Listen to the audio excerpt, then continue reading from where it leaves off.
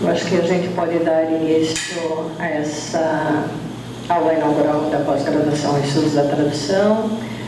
Eu vou começar agradecendo a presença do público, mudando um pouco a ordem, e do professor José Guilherme Fernandes, que muito gentilmente aceitou proferir essa aula inaugural. Também gostaria de agradecer os intérpretes, a Cristiane Maranhão, o Matheus Souza e a Hanna Kloss. E a nossa colega aqui, a Ana Geronde, pela gravação. E os auxiliares aqui, Brenda e etc.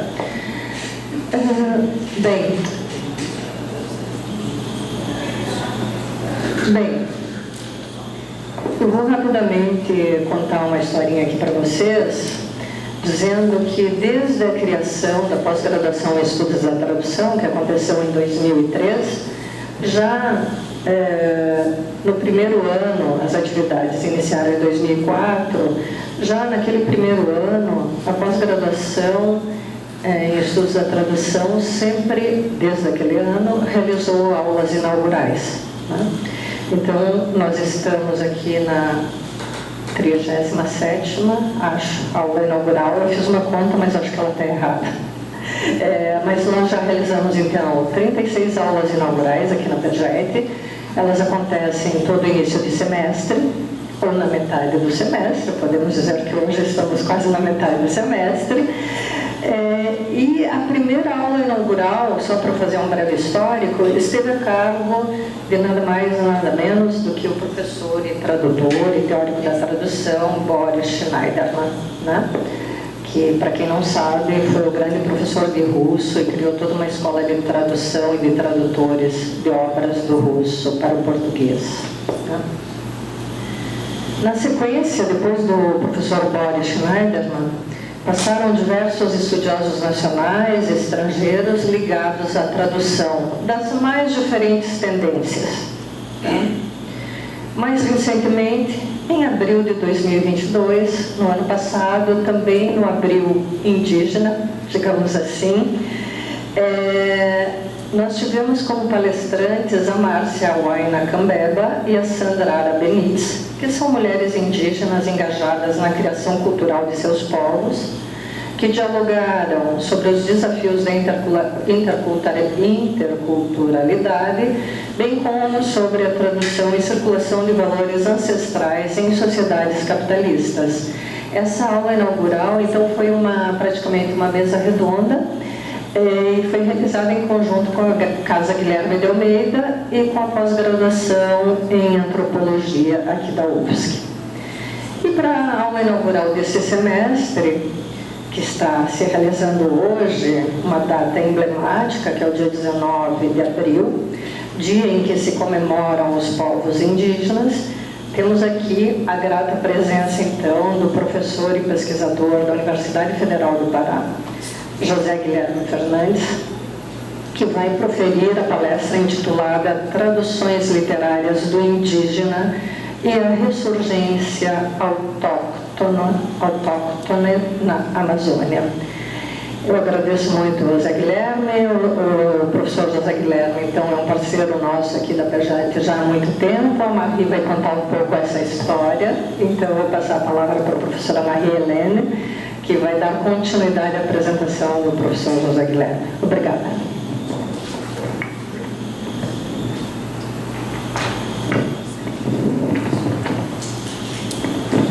Bom dia a todas, todos e todos. É um prazer ver esse auditório cheio. Temos aqui alunos da graduação que estudam tradução, alunos da pós-graduação em estudo da tradução, colegas, não somente da pós-graduação em tradução, mas colegas, com certeza, estou vendo colegas que um dia, com certeza, vão integrar o grupo. Então, agradeço a presença de todos. O professor José Guilherme, eu fiz um pequeno texto, eu vou tentar segui-lo.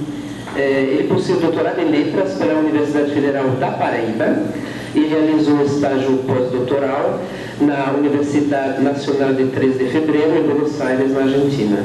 Ele é professor titular da Universidade Federal do Pará Ele atua na Faculdade de Letras e no Programa de Pós-Graduação em Estudos Antrópicos da Amazônia, no campus de Castanhal. O que não está aqui é que ele é professor permanente na Universidade Federal lá em Santarém, a UFOPA.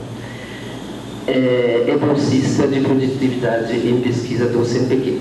Ele atua nas seguintes áreas: estudos culturais e cultura popular, estudos da oralidade, estudos interculturais, etnotradução, etnossaberes, narratologia, etnografia, povos e comunidades tradicionais e autóctones.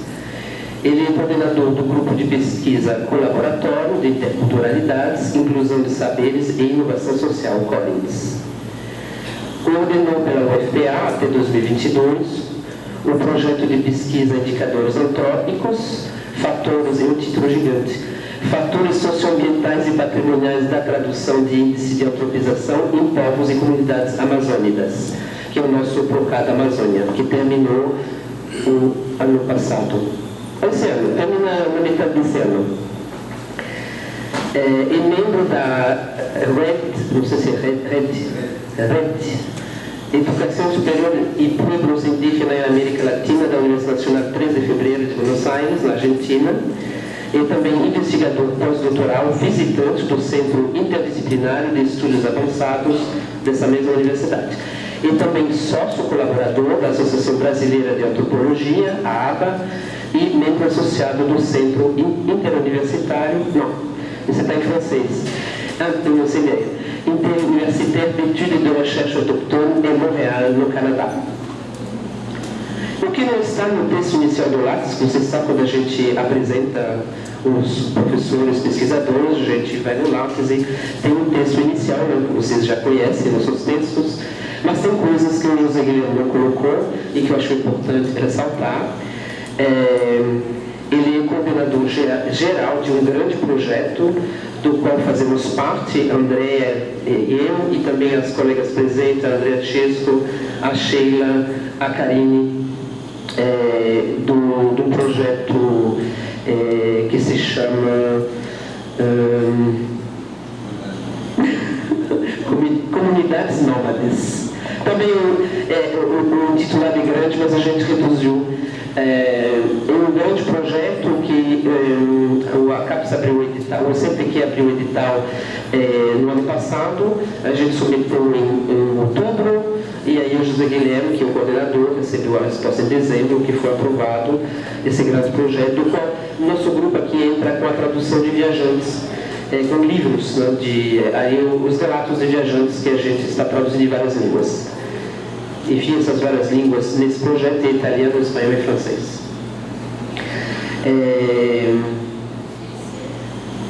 O projeto envolve várias universidades, a UFPA, do qual o professor José Guilherme faz parte, a UFSC, a UELA, que é a Universidade do Estado do Amazonas, a Unifap, a Unifespa e a UniCV. São 30 pesquisadores de diversas áreas, como antropologia, arqueologia, computação, educação, geografia, letras e tradução. É uma verdadeira equipe multidisciplinar ou interdisciplinar. Não está também no Lattes a coordenação desse DINTER, que a gente falou há pouco, pela UFPA, a Andrea também falou, um DINTER com a PGET, aqui da UFSC. O José Guilherme foi o coordenador pelo lado do UFPA, da UEA foi o Otávio Rios, e aqui para a PGET. Como? Somos nós, o DINTER. O DINTER são nós, eu estou confundindo os projetos. É verdade, José Guilherme. E que a gente trabalha, e continuamos trabalhando com a UEA, então os projetos, eles às vezes, não é que a gente acaba um projeto e a gente faz outro. Muitas vezes eles estão concomitantes, então é verdade. Tem um outro grande projeto no qual o professor José Guilherme faz parte, é o Cadernos de Tradução Traduzindo a Amazônia, que a gente está organizando, Andréa, José Guilherme e eu. A gente está no terceiro número, que vai ser publicado no início do próximo semestre. Eu acho que vamos continuar produzindo esses textos, que vale muito a pena. São excertos de relatos de viagem, bilíngue, traduzidos, e também, o que importa muito, porque afinal a Dança e Tradução é uma revista acadêmica, são os artigos, os comentários que acompanham essas traduções, onde os pesquisadores, tradutores, falam sobre o processo de tradução, como fizeram então essas traduções. Também não está no Lattes, ou está no Lattes, sim, algumas publicações, né? Eu olhei também, não vou elencar todas, porque o José Guilherme é professor titular, então isso já caracteriza a experiência na academia. Mas os últimos, por exemplo, livros, ele publicou em 2022 Estudos Antrópicos na Amazônia, Colaborações em Pesquisa, e estudo também em 2022, Estudos da Tradução em Pesquisa e Contexto Amazônico. Esse foi comigo, se não me engano. Algo também que não está no Lattes, vocês vão dizer, como que não sabem o que não está no Lattes? Primeiro que a gente se conhece, a gente estava dizendo, depois de 15 anos a gente trabalha junto em vários projetos. E outra é porque também participei da titularidade do professor José Guilherme. Fui lá olhar, porque eu sabia, né, dos dados. O professor José Guilherme adora inovar e criar programas de pós-graduação. Ele não parece com a gente, né? Não é por acaso que a gente trabalha junto há tanto tempo. Ele foi coordenador do primeiro mestrado na área de letras no interior do Pará, no campus de Bragança, onde fizemos o DINTER, do qual falei há pouco. Depois ele foi coordenador de pesquisa do campus de Castanhal. Agora você é vice-coordenador até a metade do ano. Agora não, até maio. E ele ajudou, né, claro, no APCN, que é o formulário de submissão para poder abrir uma pós-graduação, na pós-graduação em Estudos Antrópicos da Amazônia. Ele ajudou a criar também, em julho de 2018, o Núcleo Universitário São Caetano de Velas, que é o NUSC, uma parceria entre a Prefeitura Municipal e a UFPA, via o campus de Castanhal, que fica mais ou menos 100 quilômetros de Belém. Aliás, o José Guilherme mora em Belém. E faz essas... A interiorização acho que faz parte da sua carreira, né? É isso, eu vou passar a palavra para o professor José Guilherme. Não esquecendo que a gente é a Anne, que está filmando o evento, os nossos super intérpretes e a Brenda, que vai passar os slides para o José Guilherme. Os certificados. Os certificados, eu me lembro o que eu tenho que dizer. Eu tenho que dizer que o povo tem que se inscrever para poder ter certificados, e que é importante porque vale para o currículo não somente do pessoal da PGET, mas também na graduação para os ACC que vocês têm que cumprir. Era esse o recado? Pronto, muito obrigada. Bom dia a todos e a todas, todos.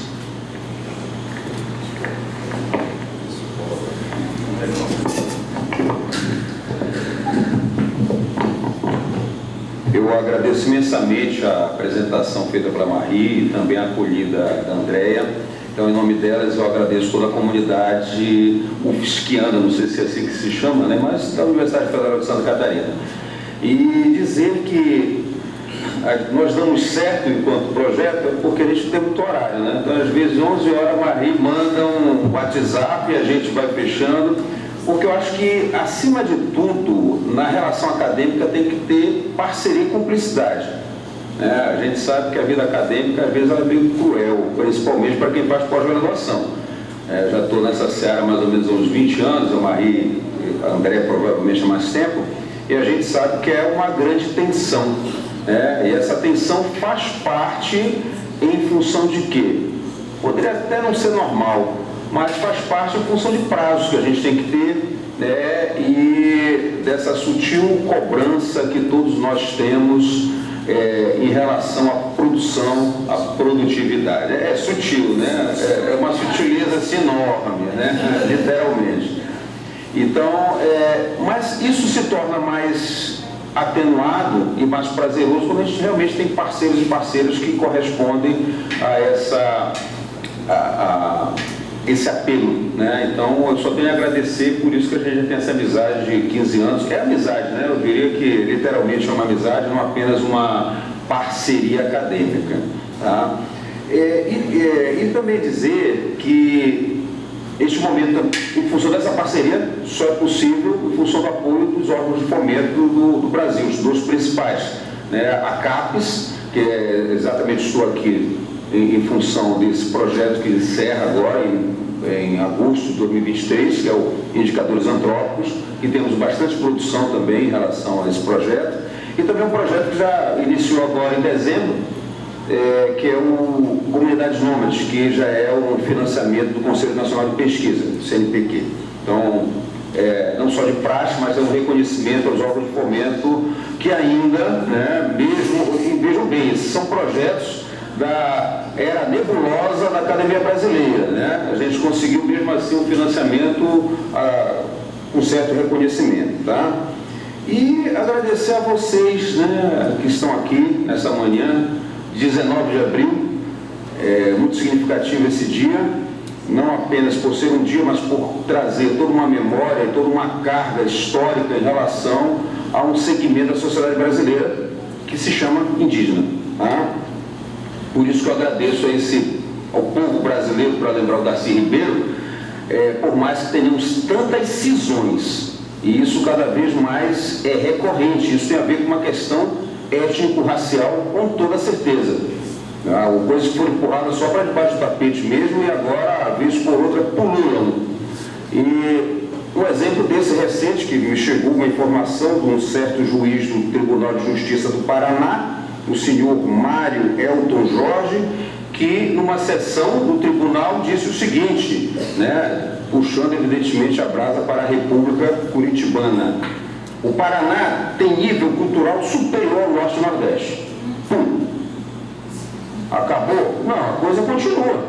Enquanto você faz uma relação regional no Brasil, você está fazendo uma relação racial, né? E a gente não pode perder de vista isso, certo? Por quê? Porque a gente precisa prestar contas com a nossa história. A gente não conseguiu prestar contas ainda com a história do Brasil, né? Eu mesmo, a Maria sabe disso, ela até me chama de companheiro, quase Che Guevara, né?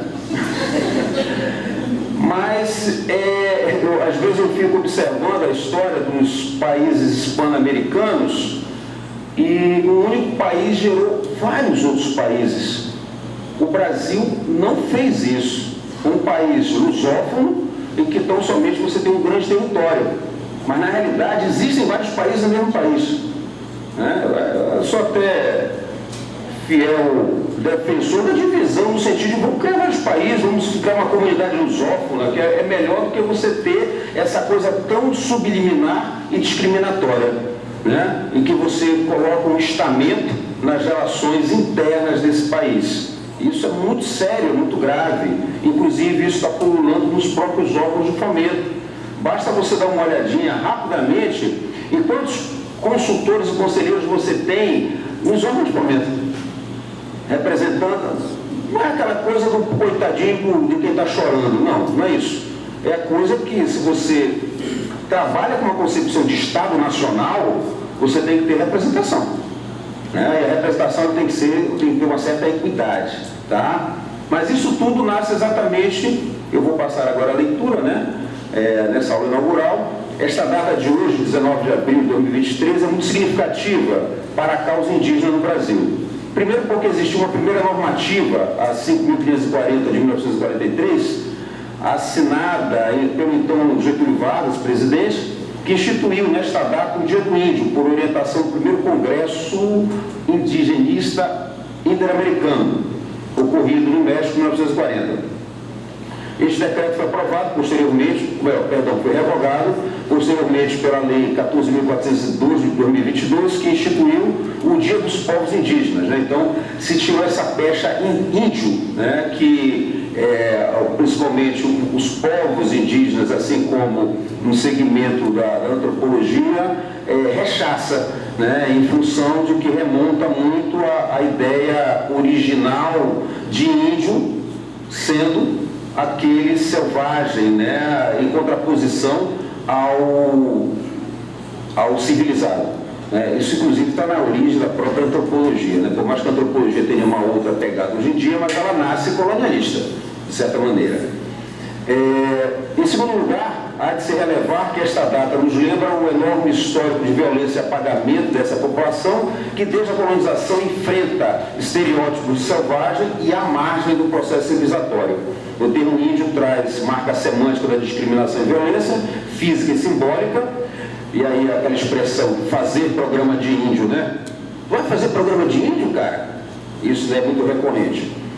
E por essa razão, o termo indígena passou a representar bem mais os povos originários que aqui estavam desde muito antes do fatídico 1500. Né? Então, o termo índio significa mais a ideia de nativo de um lugar específico. A natividade indígena no Brasil, a natividade indígena no Brasil, ou seja, o ser e o fazer desde a terra brasilis, significa bem mais que a instalação no território, diria que a construção de uma enorme cultura em rede entre as várias nações originárias. O conceito antropológico de cultura, né, que procede do latim colo, eu moro, eu habito, com vistas a tanto uma ação reproposta do passado, daí vem a palavra cultus, o culto, e também com vistas ao futuro, que é a variação do colo como culturus, com vistas ao futuro e a identificação entre humano e meio, né, nesse misto entre práticas nômades e sedentárias. Então, procedente dessa reflexão teórica e etimológica, não é distante afirmar que o aprendizado da e com a terra dos ameríndios nos levou à possibilidade de uma sustentabilidade planetária tão necessária aos dias atuais, de aquecimento global, tocado pela pegada ecológica em desequilíbrio, em razão do acentuado consumismo e economias predatórias capitalistas. Mas se existe a necessária inserção do indígena para a sobrevivência da sociedade moderna, por que a discriminação racial e social destes sujeitos da tal sociedade presente nas representações? Isso aqui é o apanágio, evidentemente, da fala. Isso tudo é uma grande introdução para perguntar. Existe um grande apelo, principalmente quando você fala em Amazônia. A Amazônia agora é a bola da vez em termos de crédito de carbono, em termos de sustentabilidade dos povos indígenas propriamente, e existe uma verdadeira corrida em relação à região quanto a financiamentos. Uma das coisas que a gente tem que fazer uma diferença muito clara é que quem é que fala sobre a Amazônia? Por quê? Eu mesmo faço parte, dentre as várias atribuições, fora do Lattes, né, eu faço parte de um conselho deliberativo de uma reserva extrativista marinha, a Resex Mocapajuba, no litoral do Pará, litoral da Amazônia. E as reservas extrativistas, não sei se vocês têm algum conhecimento, mas são unidades de conservação de existência federal, em que você tem uma população, um povo, comunidade tradicional, e que faz a gestão desse território, normalmente ligada à ideia de ribeirinhos, pescadores. Então, são essas comunidades que detêm a gestão do território. E, por força de lei, é necessário que exista uma representação acadêmica, científica. E como nós atuamos na região, nós conseguimos uma cadeira. Então, é interessante como pululam projetos, principalmente agora tem uma empresa chamada Carbonext, que é de São Paulo, e ela está entrando nessas reservas avassaladoramente, querendo fazer acordos, porque já que é um território sob gestão da comunidade local, é necessário que precise de aprovação do Conselho Deliberativo para que possa haver atuação. E aí, claro, a importância do acadêmico estar lá é exatamente perceber e dizer assim, o seguinte: não faça esse acordo, porque você está dando um tiro no pé. Essa empresa, ela, no acordo, né, que eu me levantei e disse que não, e os demais seguiram, né, porque a gente tem uma atuação há bastante tempo nessa comunidade, o acordo assim, dois pontos assim risíveis desse acordo. Primeiro, 50% do lucro, né, e a captura de carbono é algo que não está muito ainda bem normatizado no Brasil, mas é coisa assim de alguns milhões de euros né? A última levantamento, uma tonelada de carbono, acho que estava 60 euros. E o hectare de carbono geralmente são 10, 20 toneladas. Um hectare, a área, né? E você tem extensões de manguezal ou de floresta enormes, né? Então, quanto vai se lucrar com isso? Então, 50% era para a comunidade, 30% para a Carbonex e 20% para a manutenção. Só que quem faz a manutenção era a Carbonex, ou seja, a Carbonex ficava com 50% e a população com 50%. Né? Afora que a Carbonex poderia utilizar a imagem da comunidade para sua propaganda, mas a comunidade não poderia utilizar a imagem da Carbonex, porque era proibido. Então, não existe reciprocidade nesse acordo, que é uma coisa ilegal, né? Tem que haver reciprocidade nos acordos, tá? Então, só para você ter um exemplo, como esse apelo à Amazônia está sendo muito intensificado, e é por isso que lá no final, já fazendo spoiler aqui, é o que eu chamo de ressurgência das comunidades autóctones, e eu vou dizer porque eu me refiro não mais a indígena, mas sim à autoctonia, nesse sentido, tá certo? Bom, mas voltemos à representação. Você pode passar o... Isso. São fragmentos do poema do Padre Anchieta, mais ou menos a certidão do nascimento aí dessa relação autóctone e alóctone. E é um subtítulo que eu coloco aí na apresentação, que é da angústia histérica à utópica distopia. Então, lembrando Freud, a histeria de angústia é uma neurose marcada pela fobia, particularmente a um objeto fóbico de expressão simbólica oriundo de um conflito psíquico com raízes na infância. Eu tomo um pouco a teoria psicanalítica, mas na realidade para aplicar a um contexto bem mais amplo. Eu pergunto, essa infância seria da sociedade ocidental europeia? Parece-me que sim. E que constitui um compromisso entre o desejo e a defesa.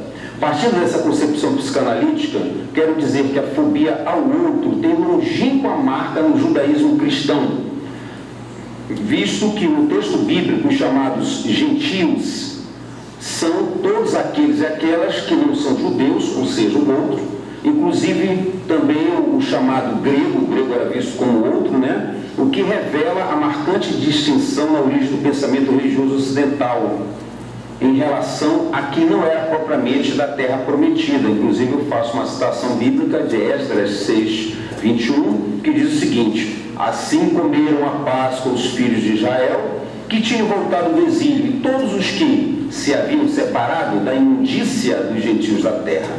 Então, quem havia separado, evidentemente, era chamado de gentio. Então, esse termo veio do latim gentilis, né, que quer dizer da mesma família ou raça, do mesmo povo ou nação.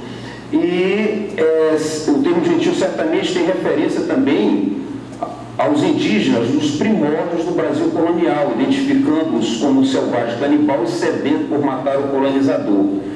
Então podemos observar isso nesse fragmento, né, do poema dos Feitos de Mendissá, que é um poema, uma epopeia, né, um poema épico escrito pelo Padre Anchieta, e que vai retratar exatamente o enfrentamento do Mendissá, o terceiro governador-geral do Brasil, em relação aos tamoios, né, indígena de origem tupi. Então se coloca aí, essa raça selvagem, sem a menor lei, perpetrava. Então começa a haver a representação, né, aquele famoso sem fé, nem lei, nem rei, né, isso se fortalece já na literatura, como uma primeira representação desse indígena. Bom, há de se perguntar, do ponto de vista antropológico, não existe sociedade sem lei e sem norma. Então já é uma incoerência essa afirmação que não tem lei. Mas, enfim, perpetrava crimes horrendos contra os mandados divinos, proferindo impunemente ameaças contínuas e altivos discursos. Então, com arrogância, o índio sanhudo olhava para os cristãos e estes, entrincheirados detrás dos seus muros, tremiam de pavor vergonhosos, como quando lobos vorazes que a fome impiedosa açúria e avassala, rangendo os dentes, cobiçam a ronda do aprisco, espostejar os tenros cordeiros. Então, uma outra metáfora, né?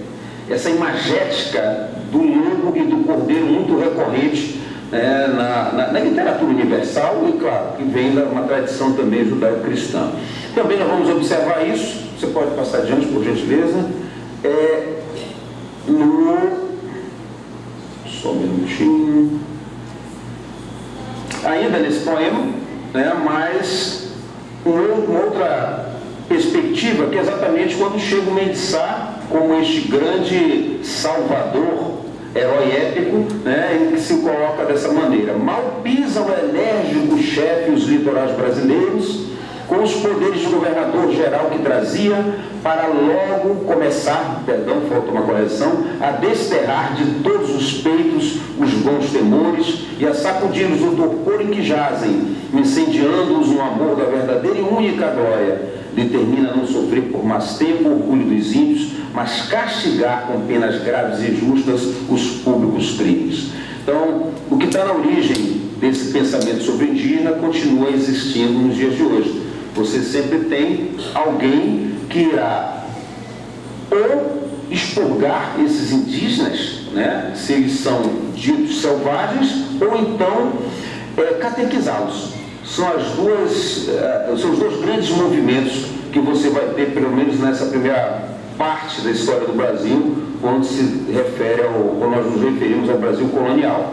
Mesma coisa você vai ver mais adiante, por favor, no Padre Manuel da Nóbrega, que inclusive tem um texto que claramente se refere ao conceito de gentios, que é o diálogo sobre a conversão do gentio, né? Em que é um texto um pouco mais dramático no sentido da estruturação, mais dramatúrgico, né? Em que um dos missionários, né, diz o seguinte: por demais é isso, exato, por demais trabalhar com estes, são tão bestiais que não lhes entra no coração coisa de Deus, estão tão encarniçados em matar e comer, que nenhuma outra bem-aventurança sabem desejar. Pregar a estes é pregar em deserto a pedras. Então, uma outra representação que eu pergunto a vocês: isso deixou de existir? Não sei, tenho grandes dúvidas sobre isso, né? Claro, sem generalizações, há de se considerar que ainda existem pessoas que veem a representação indígena dessa maneira, e que essa representação advém da literatura, aquilo que nós estamos estudando dos nossos cursos de formação em letras. Bom, ao que parece, essa atenção na representação do indígena e sua tradução pelos escribas colonizadores deveu-se mais à utopia de cada nação europeia que a que aportou, do que de uma natureza inata dos indígenas. E é muito interessante, vou dar só o exemplo dos portugueses, em homenagem à minha colega Marie, dos franceses também. Como cada nação que aqui aportou fez um acordo com certas etnias. Por exemplo, os franceses fizeram um acordo com os Tupinambá, né, e Tamoios e todos os demais que estão vinculados a essa grande nação Tupi-Guarani, enquanto que os portugueses foram com os Tupiniquim, o acordo feito. E mais adiante eu faço uma retomada, inclusive, no Florestan Fernandes. Passa adiante, por gentileza. Exatamente isso aí. Como a guerra desempenhava um papel muito importante nas relações internas entre os povos chamados ameríndios. Porque a guerra, primeiro, era uma reguladora da territorialidade, né, no primeiro momento, como coloca bem diz o Florestan Fernandes, e também a guerra, ela servia como uma forma de dar vazão a um certo tensionamento nas próprias, digamos, aldeias, né, quando havia um inchaço. Então, geralmente havia separação. Porque aí é que está, ao mesmo tempo, a gente tem que pensar como é que se dá a sustentabilidade indígena, que tanto a gente diz que eles protegem a natureza. Tá?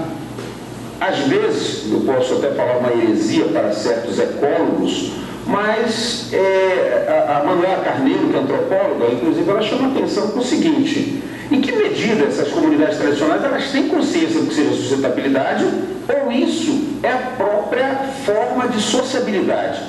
Eu tiro isso quando eu conheci a Marri, eu fazia um trabalho com os Kaapó, né, que são indígenas que são situados no Maranhão, mas é uma população que está entre Pará e Maranhão, né? Eles são meio co-irmãos dos Tembé, né, o Teneterrara. E esses Kaapó, eles viviam no território mais ou menos com 2.000 a 3.000 pessoas. Território bem extenso, com certeza maior do que a ilha de Florianópolis, né? Então isso é bem significativo você dizer, pô, mas para que índio quer tanta terra? Né? Nessa expressão mais popular. É porque é a forma de lidar com a sociabilidade. Normalmente as aldeias, elas têm, sei lá, 100 pessoas. Por isso que se diz que é tudo índio, tudo parente. Por isso que eles se designam como parente. O parente e tal, claro, isso já é uma importação da própria língua portuguesa, mas que é muito significativa, né? Então, esse inchaço deles, ele se resolve como? Dividindo e fazendo novos aldeamentos. Tá? Claro, hoje em dia isso está circunscrito à terra indígena. Não existem esses conflitos como havia, quando não havia terra indígena, era uma outra territorialidade que se estabelecia.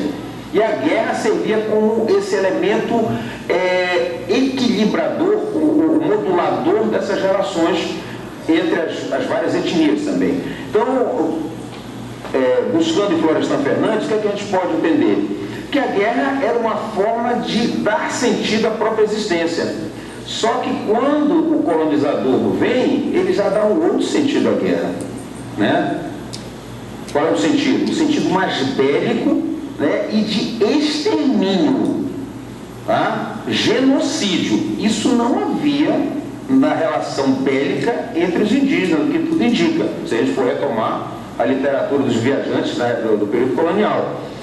Tanto é que você tinha o chamado canibalismo, né, ou antropofagia, para usar um termo um pouco mais atenuado, que enfim, o inimigo que era aprisionado, primeiro que ele não era visto exatamente como inimigo, como a gente coloca, vai encarcerar, né, e esquece da pessoa ali. Não. Esse inimigo, muitas vezes, ele não tinha tempo para morrer, às vezes ele contraía relações maritais, matrimoniais, né, com até a filha do cacique, né, às vezes tinha um rebento, um filho, uma filha, enfim, né, e ele não fugia. Porque se ele fugisse, seria uma vergonha para ele, esse guerreiro de uma outra etnia, se ele fugisse. Por mais que ele tivesse a oportunidade, ele não fugia. Porque se ele fugisse e voltasse para a aldeia dele, ele ia ser dado como covarde, né? Então ele permanecia ali até que um belo dia o pessoal resolveu matá-lo. Provavelmente com um tacape na cabeça, né? E era deglutido, era comido, enfim. Então, esse sentido da guerra não era o mesmo em relação ao sentido da guerra que o colonizador traz, que é do extermínio, que é esse sentido que nós teremos até hoje.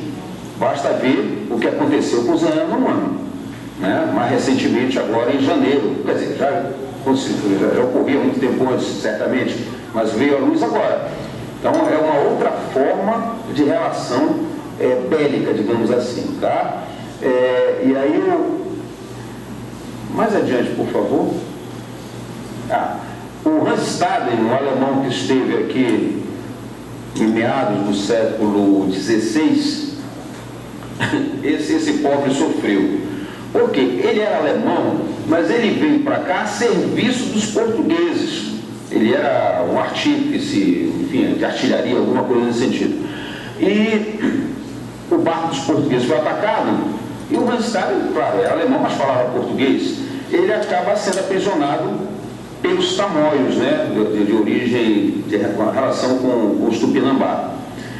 E toda a narrativa do Hans Staden é uma maneira dele convencer os Tupinambá de que ele não era português, ele era amigo dos franceses, entendeu? E aí o que é que acontece? Lá pelas tantas, um determinado francês que morava ao largo da aldeia, ele é chamado, né?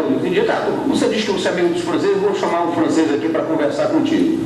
E aí, só que o Hans Staden não entendia quase nada de francês, né? Aí o francês disse, ele não é francês, pode matar. Só de maldade, né? E Eu sei que é uma série de questões que acabam concorrendo para que ele sobreviva, né? E ao final, claro, é quando ele sai consegue sair da aldeia, ele é trocado, né, como espólio de guerra, e ele consegue vir embora. Mas tem essa breve narrativa do Estado para a gente ver que essa questão da disputa de guerra, né, bélica mesmo, eu diria que até uma nova...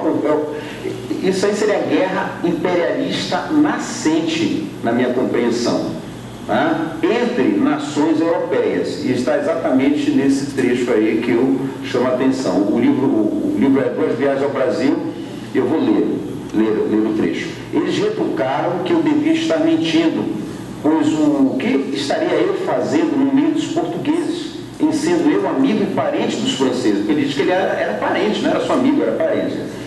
Eles sabiam muito bem que os franceses eram tão inimigos dos portugueses quanto eles próprios, pois os franceses vinham todo ano de navio e traziam-lhes facas, machados, espelhos, pentes e tesouras.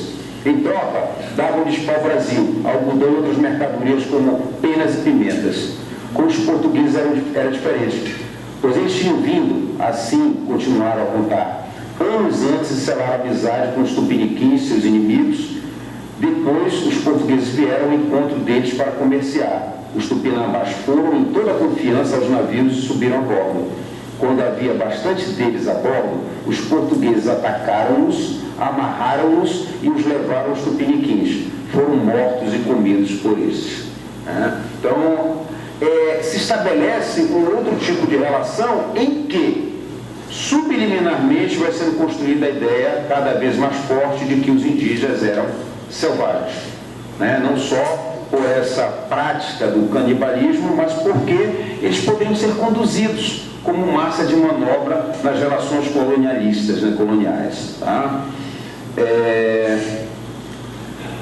Sim, mesmo divergentes em suas finalidades de domínio, ameríndios e colonizadores tinham a convergência em seus métodos bélicos e em suas utopias de paraíso terreal. Uns queriam este paraíso para estabelecer o cristianismo, outros para manter seu padrão de organização ecológica, em vista da competição com outros seres vivos e da exaustão periódica dos nichos povoados. Todavia, essa parecência tem limite, pois as balas dos militares, as palavras dos religiosos, foram mais poderosas para perpetrar o domínio europeu e com ele a perpetuação da representação do indígena, que foi paulatinamente moldada pelos princípios religiosos cristãos, ou como o selvagem bestializado, necessitado da conversão, ou como o demoníaco canibal, premente de ser eliminado. Estas características fundadoras da cultura brasileira ainda persistem sob outras tonalidades, a exemplo desses discursos, né? Para que índio quer tanta terra, o índio tem que ser civilizado, o índio não precisa de riqueza. Tá? Então, não é compreensão, essa representação inicia no colonialismo e se estende até os dias de hoje. Tá? Não é à toa que vira e mexe, e isso ficou muito patente no governo anterior, né? Em que não houve 1 centímetro de terra indígena demarcado, né, ou pelo menos atestado como território indígena, e a velha história da incorporação do indígena ao conceito do que seja nacional, né? A semelhança do que existe na Guiana Francesa, que é território francês, né, o ultramar, e você não pensa a categoria propriamente de indígena, como nós temos enquanto reconhecimento no país, né? Eu acho que o Brasil teve um estrondoso avanço em relação ao reconhecimento das várias nações que você tem aqui. A semelhança do que houve uma época na Bolívia, que não se chamava Estado Nacional, mas Estado Plurinacional, o reconhecimento de várias nações. Tá? Nós avançamos aqui, mas eu mesmo, quando fiz o estágio pós-doutoral, foi uma das questões que eu levantei. No Brasil, as línguas indígenas, elas não são reconhecidas como oficiais nos territórios indígenas. Tem uma lei recente que diz que você pode utilizar a língua, mas você não é obrigado. Então, se o indígena quer negociar com o Estado Nacional, com a FUNAI, agora o Ministério dos Povos Indígenas, ele tem que falar português, obrigatoriamente, né? É diferente, por exemplo, no Peru, né? Em que o Quechua é língua oficial no território indígena, não é fora, mas nos chamados resguardos, né? Que seriam territórios indígenas, é língua oficial. Então o Estado tem que aprender a língua Quechua para falar com eles lá dentro, se for dentro do território. Isso não existe no Brasil, em que a língua oficial é o português, correto? Então acho que isso é algo que precisa avançar. Mas existem outras nações em que nem o território é reconhecido, ou essa diferença civil, né, de você ter essa categoria indígena, né? Não, todos são franceses, né? Todos são cidadãos franceses. Por outro lado, pode ser interessante, né, se você agrega, mas também pode ser excludente quanto à diferenciação étnica, tá? Então aí eu parto, vou... Não sei como é que está o nosso tempo, Marie e Andréia. É um outro tópico que eu estou chamando, propriamente me referindo ao título, né? Então, tem um conceito que eu cunhei, mais instrumental, para mim mesmo também, que é etnotradução, no sentido de que são tradutores que, por mais que não sejam etnógrafos, acabam construindo um trabalho etnográfico. Isso principalmente com os chamados cronistas viajantes ou assimilados, né? Assimiladas, tá? Então eu digo que isso pode ser um instrumento para o que eu chamo de ressurgência. Mais adiante, por favor. Tá, antes de chegar lá, só para chamar a atenção, como houve uma breve mudança nessa visão sobre o indígena, né? Não mais o indígena sendo aquele índio sanhudo, mas um indígena guerreiro. Mas na realidade foi uma assimilação. E aí nós temos um fragmento do poema do Gonçalves Dias, né, em que ele chama a atenção para, o título é O Canto do Guerreiro, para o indígena valente, guerreiro, mas uma parte da crítica literária que diz que quando ele chegou a construir isso, muito mais da metade dos indígenas do Brasil já tinham sido exterminados, né? Então ficou assim como diria o Freud, né, uma infância perdida, uma infância que ficou lá para trás e será sempre memorável. Então, valente na guerra, quem há como eu sou, quem vibra o tacape com mais valentia, quem golpes daria, fatais como eu dou. Guerreiros, ouvi-me, quem há como eu sou. Então é exaltação a um guerreiro indígena, mas isso já é do romantismo brasileiro, né? Já é bem posterior essa visão, que não deixa de ser uma visão enviesada também, né? No sentido de haver uma grande liderança. Uma coisa que é muito interessante no meio indígena, e eu me reporto muito quando eu trabalhei mais ou menos uns 4, 5 anos que eu estive mais proximamente dos Capó, nós chegávamos, porque eles tinham convidado uma parte dos professores da UFPA, pesquisadores, para auxiliá-los numa proposta de currículo, né? Uma proposta pedagógica para as séries iniciais. E nós chegávamos lá, normalmente éramos recebidos pelos homens, né? Que eles chamam de ramada. Ramada é um grande espaço, é como se fosse uma grande oca, né? Um espaço para reuniões. E aí só entravam os homens. Se a gente fosse dizer, pô, que sociedade machista, a mulher não participa, né? Na nossa alteridade cultural, né? Trabalhando com o conceito de gênero. Nada disso. Antes dos homens entrarem, as mulheres, olha, já tinham cantado toda a pedra, né? E dito, olha, é assim dessa maneira e tal, né? E quando eles chegavam, na verdade, eles já chegavam, de certa maneira, instruídos pelas mulheres. As mulheres não iam para frente, para a discussão, mas havia uma relação anterior em que elas participavam, sim, né? Então, é uma outra lógica da relação de gênero, tá? Então, não dá para dizer que é a mesma coisa, né? Então, isso diz muito sobre como nós quase sempre impingimos uma alteridade na leitura do indígena.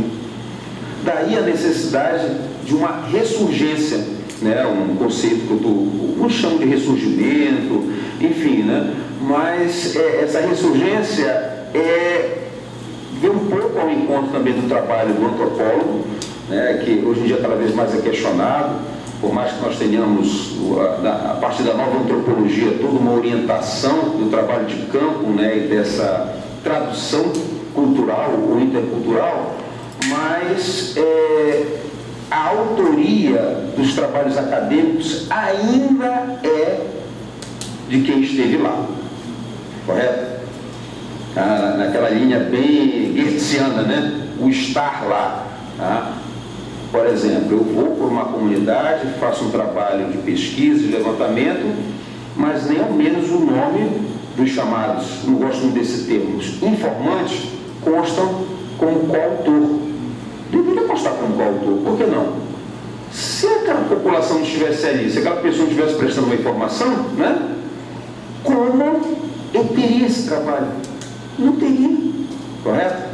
Mas ninguém vai aceitar isso nunca. Não, o cara não tem doutorado, tem mestrado, porque o nome dele consta aí. Então a gente precisa um grande espaço de colonização do saber, para lembrar dos latino-americanos, o pessoal da Claxo, né? É a própria academia, né? Então o processo de decolonialidade do saber passa pela academia também. Passa pela necessidade de nós termos pessoas com vozes diferenciadas para poder construir o conhecimento e até um reconhecimento sobre essas pessoas, né, que mantiveram durante tanto tempo esse saber, às vezes, entre aspas, intocado. Né? Então, por isso que a ideia de ressurgência passa exatamente pela desconstrução desse discurso mais autoritário, né? Esse discurso em que apenas um agente é portador desse discurso, né? E tem uma polissemia mais contida, só para nós lembrarmos um pouco a pegada da análise do discurso nesse sentido, tá? Bom,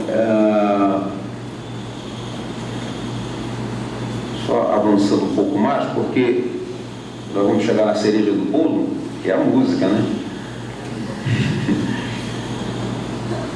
Mais adiante, por favor. Aí vem o conceito de ressurgência, né? Um conceito que eu faço um pouco com Frankenstein, pego de alguns autores aí, mas uma figura de referência, eu tive contato com essa teoria em 2021, na realidade, foi bem com a teoria, foi com a escritura da Leanne Zamozak Simpson, né? O Samson, né? Que é uma ativista acadêmica, escritora, musicista canadense, né? E ela vem de uma origem indígena, acho que é da Colômbia Britânica, se não me falha a memória, nessa região centro-oeste canadense, e ela constrói toda primeiro uma forma de escritura, né? Coisa que depois eu fui observar que é muito próxima ao que alguns trabalhos da antropologia estão sendo feitos na Universidade Federal do Amazonas, com o Paulo Tucano, uma das referências do mestrado dele. Ele escreveu toda uma dissertação narrativamente, eram histórias, né, em que você ia colocando algumas notas de rodapé. Então é assim, digamos, um texto acadêmico romanceado com as narrativas. E a Leanne Simpson, ela também trabalha nessa perspectiva, né? Então os textos acadêmicos sempre têm a ver com a memória, uma certa autobiografia, mas não é uma autobiografia de exaltação. Acho que a gente tem que observar exatamente isso, porque muitas vezes o receio do trabalho acadêmico de você fazer um trabalho mais autobiográfico é você fazer um trabalho panfletário, não crítico. Mas eu acho que aí é que é o grande desafio. Como você construir um trabalho, entre aspas, biográfico, autobiográfico, mas com criticidade, correto? Eu me lembro agora, me recordando, recentemente eu passei algumas semanas no Marajó, né? Fui em 2 momentos. Marajó é um país à parte, né? Um arquipélago que está entre o Pará e o Amapá, e você tem um lado mais conhecido, que é Soure, né? Aquele lado turístico de apelo dos búfalos, das praias e tal. Você tem outro lado que é pouquíssimo conhecido, né? E até uma certa dificuldade de se alcançar esse lado, que foram 2 cidades que eu fui, uma Iafuá, né? Muito interessante. Essa cidade ela é toda feita em cima de estivas. Estivas são pontes de madeira, né? E não tem carro, não tem nada motorizado, né? Eu acho que eu até mandei para ti, é a Veneza paraense, né? Não é a Veneza americana do Geraldo Azevedo, mas é a Veneza paraense, né? E você só tem tração manual, né? Humana, né? Eu acho interessante que até o carro do bombeiro, na verdade é uma bicicleta que um bombeiro vai do lado do outro e no meio vai uma maca, né? Caso precise fazer a remoção de alguém, né?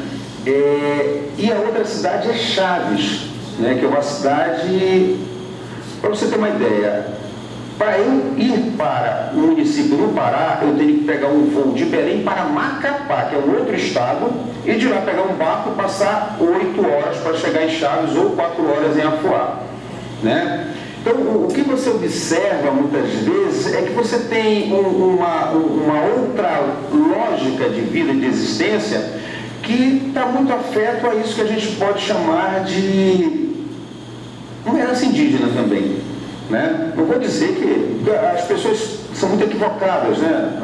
É índio, por que não está de tanga, pintado, né? Até disse para Marie que devia ter trazido um cocal, alguma coisa assim, porque existe muito estereótipo ainda. E esse estereótipo, ele vem desde a escola. E esse estereótipo faz com que você não observe que essa ressurgência indígena, eu posso estar utilizando também meu iPhone, por que não? Qual é o problema? A tecnologia não foi feita para você ter acesso, né? Então, eu acredito que você possa incorporar a partir do momento que essa comunidade ache seja interessante. Não é o de fora que vai dizer o que é interessante para essa sociedade, né? Então, isso aqui é um dos grandes problemas que a gente chama de sociedade nacional, né? Porque a sociedade nacional ela sempre quer que todos rezem pela mesma cartilha, né? Então, a ideia de ressurgência de uma nova escritura passa exatamente por esse conceito que é a recuperação de contextos indígenas e aí o conhecimento, as interpretações, os valores, a ética e os processos para as nossas culturas políticas, tá? Então, há uma busca hoje em dia, e aí é um outro conceito que eu trago, de um certo movimento, no sentido mais político. Eu, particularmente, sou adepto da ideia de que a pesquisa, eu acho um termo muito equivocado, a pesquisa ela não é apolítica. Basta você observar o quê? Vamos lá nos teóricos, né? Que você vai observar que a teoria dos campos do Bourdieu, né? A teoria dos campos, o que ele diz ali? Quanto mais uma ciência se quer idônea, um campo próprio do conhecimento, mais é uma ciência política, né? Eu vou dizer, eu vou fazer uma construção aqui, a engenharia ela não é política, mas a opção por fazer uma ponte aqui ou ali é política, sim. Correto? Eu posso não ter uma biologia marxista, eu posso ter uma história marxista, mas em certo sentido aquela biologia ela pode ser capitalista ou não capitalista, a partir do momento das escolhas que se faz. Olha, não vai muito longe, basta nós olharmos os editais que saem do CNPq e na CAPES. Que área é privilegiada? Chutando, eu diria que 70% dos editais é para a área de engenharia, biologia, né, tecnologia. Tá? Então, eu acho que isso reforça essa ideia de que não existe uma apoliticidade na ciência. Pode não servir para as explicações e as análises, evidentemente, mas os resultados vão servir para alguém. E quem é esse alguém aí? Tá? Então, quando se fala em ressurgência, é que esses valores, eles também têm uma conotação política de resistência. Tá? Daí a ideia de um movimento também. Mas adiante, por favor. Isso aqui é só para chamar a atenção que essa concepção de luta e de política, ela vem desde antes do período colonial. Tá? E isso está impresso nas traduções também. O Staden chama a atenção, deixa eu só pegar aqui o fragmento que eu me refiro, que os portugueses eram chamados de peró. Mas por que peró? Eu tentei ver se havia algum termo indígena, mas muito provavelmente é em função do nome muito genérico dos portugueses, Pero, que é Pedro, né? Naquele momento o espanhol e o português eram da língua português, né, eles estavam muito próximos. Então, o nome dos viajantes, como Pero alguma coisa, né, Pero Vaz de Caminha, era muito recorrente. Então, tudo leva a crer que houve uma generalização desse nome e Pero passou a ser designado como os portugueses, tá? Então, não houve uma tradução efetiva. Eu observo uma tradução mais efetiva na referência, pelo menos na obra do Staden, tá? Eu me refiro à obra do Staden, ao francês, que era chamado de Caruatá-Uara, né? Então, quando você faz a tradução para a sua língua, você já traz com uma expectativa da sua própria relação, né? Então, o que seria o Caruatá? Vem do Cariua, que é o dono, né? É o branco, é o senhor, é aquele que manda, né? E mais o Atá, o viajante, o andante, né? Aquele que vem de um outro lugar, tá? E o Ara, que é uma adjetivação, né? Que é um sufixo, é como se fosse o próprio portador dessas qualidades, tá? E eu pergunto, por que houve essa tradução? No meu entendimento é que para os tupinambás, o francês seria um senhor que tinha poder sobre os indígenas e que teria vindo de outras terras em clara alusão a um ser messiânico a quem deveriam ter obediência, posto que era o salvador dos indígenas face aos portugueses. Então, houve a construção de uma designação própria para o francês, o que não houve para os portugueses, porque esse português aparentemente era o outro, era aquele que eu não queria batizá-lo na minha própria cultura, na minha própria língua, tá? Então, isso é uma opção também, né, dos indígenas, evidentemente, tá? Claro que o Estado está apenas repetindo aquilo que ele ouvia, né, como ele ouvia. Evidentemente que tem algumas limitações em relação a isso, tá? Mas adiante. Tá, e aí são dois conceitos, né, autóctone, eu chamo a atenção, eu gosto muito desse exercício etimológico, né? Então, por que a opção por autóctone, né? Eu poderia utilizar um termo mais específico, mas eu não ainda encontrei um termo mais específico, pelo menos no Nhangatu, né? Tem um dicionário que eu gosto muito de trabalhar, que é do Stradelli, né? Que é o dicionário da língua geral, porque, pelo menos na Amazônia, houve um certo amalgamamento das várias línguas indígenas, né? Talvez somente do tronco tupi, né? Pela proximidade, e se criou o que se chamava língua geral. Por quê? Houve muito desaldeamento, né, nesse processo colonizador na Amazônia. E é como se criasse um certo esperanto, né? Enquanto uma língua geral, para a comunicação entre os portugueses e os próprios indígenas, porque eram várias etnias, sempre tinha condição de dominar todas as línguas e todas as etnias. Então, o próprio processo de aldeamento, quando os missionários colocam em territórios mais fechados, em espaços mais fechados indígenas, proporcionou isso, uma certa mistura, entre aspas, né, dessas línguas. E essa língua, ela era muito falada por largo tempo até meados do século XVIII, quando o Marquês de Pombal, através acho que é o irmão dele, Mendonça Furtado, ele resolve simplesmente eliminar qualquer forma de comunicação nessa língua. Porque mesmo no meio mais civil, nas relações urbanas, essa língua era mais falada que o português. Então, na Amazônia, isso foi geral, né? Enfim, então, eu acho que é importante acreditar num programa de estudo da tradução, também entender que esses processos tradutórios, claro, isso talvez não seja novidade para vocês, mas são processos de uma extrema escolha política e de uma percepção que muitas vezes passa por quem eu quero ou quem eu não quero, uma aceitação ou uma repulsa implícita, tá? Mais adiante. Tá, e aí o outro conceito que eu falei para vocês de movimentos autóctones, né, que é exatamente o que está acontecendo um pouco mais hoje em dia na região, na Amazônia, né, que são esses movimentos mais engajados politicamente, são esses movimentos que de alguma maneira querem retomar um modo de vida mais acordado com essa memória, tá? Claro que muitos, é o caso do Baixo Tapajós, na região de Santarém, você tem um certo movimento para reconhecimento dos territórios, mas muitos já não falam a língua, tá? Mas implicitamente começa a haver um movimento para essa retomada, pelo menos uma certa alfabetização na língua original. Tá? Então, por isso que eu digo que são formas espontâneas, né, esse engajamento, e que é algo que parte dessa busca de uma certa autonomia. Claro, eu generalizo esse conceito, mas ele subjaz várias outras designações. Ribeirinhos, né, povos indígenas, comunidades quilombolas, as comunidades quilombolas são um pouco diferentes em relação a isso, mas existem aproximações.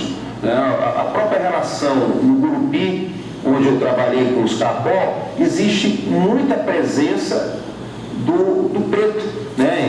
enquanto etnia, digamos assim. Né? Até porque esse preto que fugia tanto de Bragança quanto de Tuiaçu, ele ia para a região do Gurupi. E lá, geralmente eram os homens que iam, que tinham mais rapidez, entre aspas, na fuga, e lá eles, às vezes, assaltavam, entre aspas, as aldeias, raptavam as mulheres, e com isso foi estabelecida uma outra forma de relação, né, na construção de uma outra perspectiva étnico-racial também. Tá? Mais adiante. E aí a gente chega, mais recentemente, como, não mais enquanto movimento político, mas propriamente literário e artístico, está sendo absorvido essa cultura, e aí eu trago duas composições, acho que a gente vai até só ficar com essa aí mesmo, né? Porque eu gostaria de passar 10 minutinhos no vídeo que o Darcy Ribeiro fez em 1949, entre os Kaapós, mas eu gostaria de passar vocês ouvirem essa composição. Eu digo que é uma retomada, mais recentemente, a partir dos anos 90, 80, 90, de uma consciência de incorporação dessa cultura indígena na própria composição musical. Claro, artística e urbana, evidentemente. Pode ser?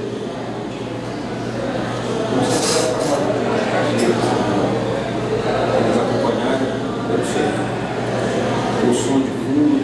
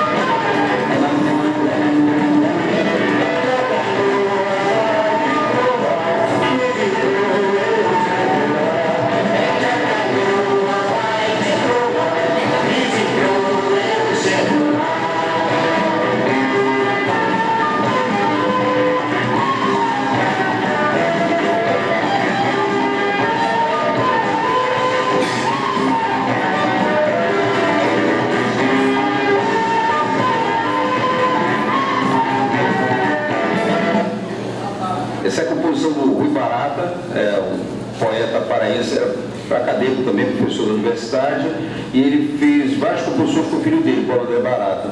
E o que a gente pode observar? Indauê é uma saudação, né, em Engatu, inclusive. Né? Indauê, por responder, se alguém falasse tudo bem para você, você diz da mesma forma. Né? Então seria da mesma forma Tupã. Né? Tupã enquanto essa representação mais genérica de um deus, né, indígena. Né? E aí é uma cena muito simples, uma cena ribeirinha muito simples, né, em que alguém vai ele fala o Conde Cametá, né, que são 2 cidades no Baixo Tocantins, e ele descreve essa cena no cotidiano, tá? Como a incorporar isso que é banal, numa certa realidade, mas dá um sentido artístico, e daí a composição musical. Tá? Inclusive existe uma citação do Mário Faustino, né, que é um poeta do modernismo brasileiro, já digamos da última fase, paraense por sinal, e que ele mantinha correspondência com o Rui Barata, e ele chama a atenção exatamente disso, né, uma das cartas para o Rui Barata. Acho que nossas poesias, tão contrárias de outras coisas, e algumas correm paralelas.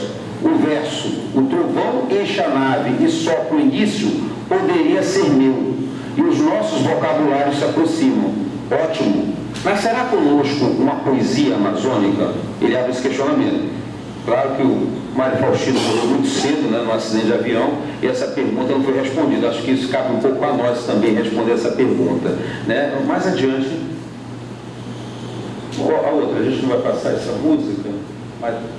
E aí tem um estudo mais recente, né, em relação ao que eu falei para vocês, os indígenas do Tapajós, sobre esse ressurgimento. Né? Então, os indígenas do Tapajós avocam para si a descendência de povos de várias denominações, o direito da autoidentificação e o atributo de resistentes.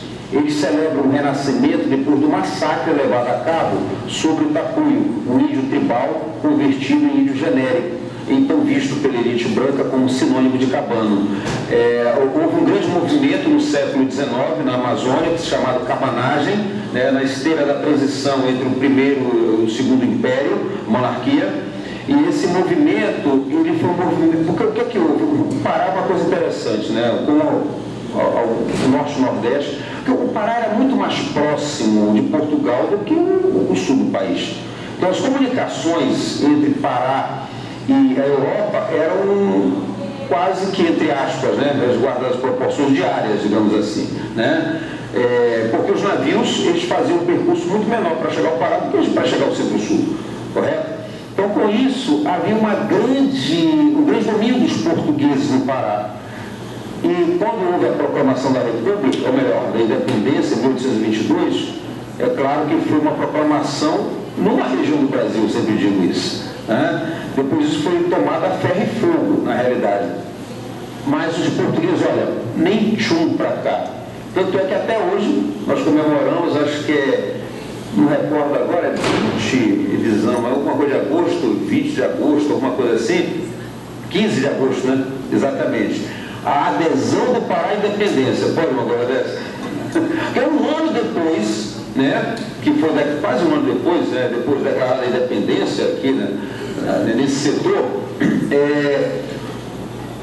os portugueses de lá não reconheceram e continuaram mandando, desmandando no espaço. E na realidade só conseguiram isso por um grande embuste do Cochrane, que é um inglês mercenário, porque não havia marinha naquele momento, então o império nascente, a monarquia nascente do Brasil contratava, né, os piratas e afins, e ele chegou com um único navio, porque existe uma entrada, o Belém fica na foz do rio, aí ele chegou com um único navio sozinho, né? Mas mandou um emissário dizer, olha, se vocês não se entregarem, existe uma frota de não sei quantos navios lá fora, então nós vamos bombardear a cidade se vocês não entregarem. Claro, não havia essa frota nenhuma, só era o único navio, o cara do próprio Cochrane, né? Então foi quando ele conseguiu essa adesão. Mas os portugueses continuaram mandando e desmandando, tendo os cargos públicos, a economia sob o controle deles. E tem um episódio muito clássico, que é o episódio do Briga e Palhaço, que é um briga, uma embarcação pequena, em que houve uma certa insurreição dos locais frente aos portugueses. Os portugueses que estavam ainda no comando, mesmo sendo o país independente, supostamente, aprisionaram 280 e poucas pessoas dentro do navio, no porão, jogaram o cal e fecharam as escotilhas. Claro que só sobreviveram 2 ou 3. Né? Foi um massacre. Isso tudo foi crescendo, essa insatisfação, até 1835, quando eclode o movimento da cabanagem, que foram os indígenas, foram os aldeados e desaldeados, os negros, os mestiços que tomaram o poder em Belém. Né? E isso se espalhou por toda a Amazônia. Até hoje, nos rincões, porque eles foram dominados nas capitais, mas eles foram entrando pelos rios, né, por toda a calha do Rio Amazonas e afins, e eles até 20, 40 anos depois, havia cabanos meio largados em grupos. Quem faz uma boa descrição disso é o inglês de Souza, num livro chamado Contos Amazônicos, né? Inclusive tem um conto que é A Quadrilha do Jacopatacho, que é visto como um cabano, tá? Mas eles proclamam aí, nesse caso, uma ressignificação, é o que eu chamo de uma linguagem performática, né? Uma ressignificação desses termos, correto? Se antes ser cabano era uma ofensa, passa a ser um orgulho, né? Assim como no movimento urbano, certas opções de gênero sexuais poderiam ser uma ofensa, mas não, eu sou isso mesmo, e aí, qual é o problema? Né? Então, mais ou menos nesse sentido, esses movimentos proclamam essa nova identidade, nessa linguagem mais performática, né? Bom, aí tem as referências, tá? E aí a gente vai passando para o último, já finalizando, a gente vai colocar só uns 5, 6 minutinhos, tá? É um vídeo que eu falei para vocês, só para, já que estamos falando, e até homenagem a esse dia de hoje, né, trazer um dos primeiros vídeos etnográficos no Brasil, que é do Darcy Ribeiro, né? Ele trabalhou com os indígenas Kaapó, que aí eles são intitulados Urubu Kaapó, né? Nessa ressignificação, inclusive, os Kaapó não aceitam ser chamados de Urubu. Por quê? Primeiro, esse termo é de um grande preconceito das outras etnias em relação aos Kaapó. Por quê? Porque os Kaapó não são um povo que pesca, eles são um povo da mata, Kaapor, aquele que vem do mato, Ka, né? E nesse sentido, eles eram tidos como índios indígenas que comiam carne podre, né? Alguma coisa nesse sentido. Porque eles tinham uma outra maneira de conservar a carne também. Então, era um preconceito. Tá? Mas hoje em dia eles não são mais designados dessa forma, tá? Então também em homenagem a esse dia e ao próprio Darcy Ribeiro, eu diria que é um dos grandes etnógrafos do Brasil, né? Posteriormente etnólogo também. A gente vai passar 6 minutinhos e a gente vai encerrando por aqui, tá bom? Muito obrigado.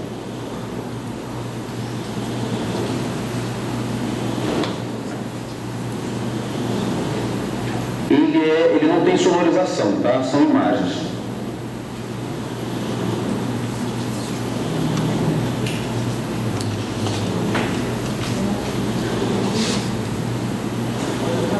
Dá para você.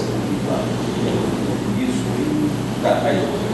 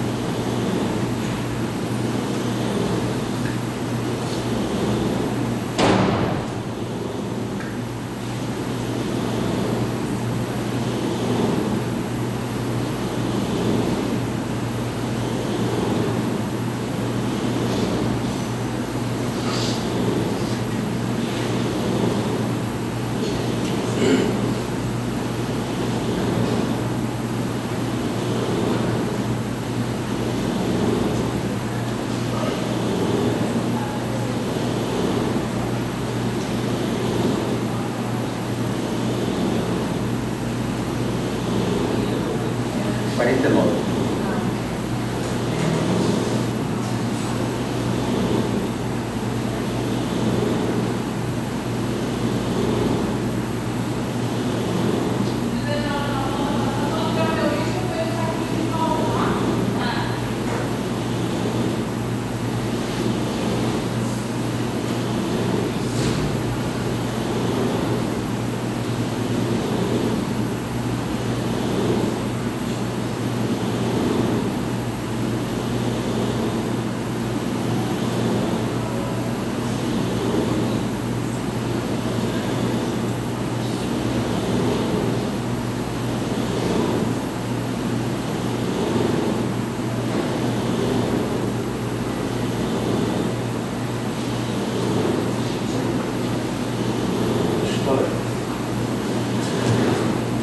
Só um breve comentário que foi exposto a isso. É um dia qualquer, digamos assim, na vida dessa aldeia. E, bom, fica a pergunta, o que é importante para viver, né? Aí você tem a tônica da vida, a sobrevivência, você tem a sociabilidade, né? Você tem o vestuário que é necessário, pode ser encarado como nudez ou não, mas é o vestuário que é necessário. Ou seja, nesse país nós ainda temos, claro que os índios Capó, eles foram um pouco mais absorvidos pela sociedade moderna, mas era muito sintomático nós chegarmos lá na aldeia e nos sentirmos num outro país, porque havia pessoas que só falavam Capó, né? Então é você não ter conhecimento nenhum sobre uma realidade dentro desse próprio país. Então, acho que o apelo final é exatamente esse. Primeiro, reconheçamos as diferenças e, segundo, precisamos interagir e interculturalizar esses aspectos, tá certo? Muito obrigado a todos e a todas.